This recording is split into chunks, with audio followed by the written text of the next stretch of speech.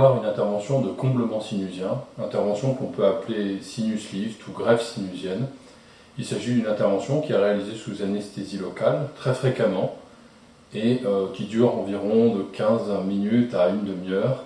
Et donc l'anesthésie locale est la même que chez le dentiste, sauf qu'on va endormir une zone un petit peu plus large.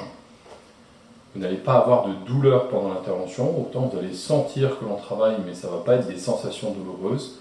Par contre, la douleur, elle se réveille environ 1 heure après l'intervention, mais à ce moment-là, elle est soignée avec le paracétamol, puisque la majeure partie des patients prennent du paracétamol pendant quelques jours après l'intervention, et ensuite ça rentre dans l'ordre tout seul. Il peut y avoir quelques rares saignements qui peuvent être au niveau de la zone qui a été opérée ou au niveau de la narine du côté opéré. Ces saignements sont sans gravité et ils rentrent dans l'ordre tout seul aussi.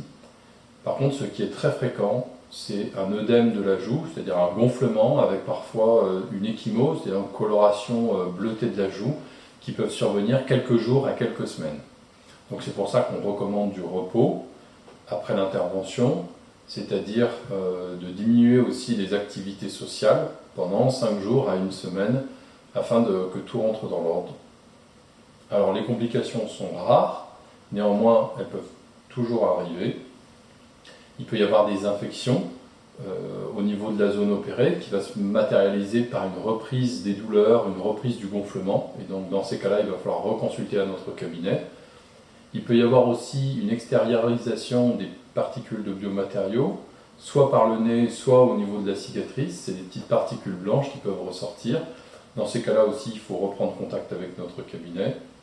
Dans de très rares cas, il peut y avoir à l'extrême un échec de l'intervention, donc qui va se matérialiser par une fonte de la greffe ou une perte des implants qui ont été posés dans le même temps. Mais cependant, ces complications sont vraiment rarissimes, puisque c'est une intervention qu'on fait très souvent et qui a d'excellents taux de réussite, même chez les patients âgés.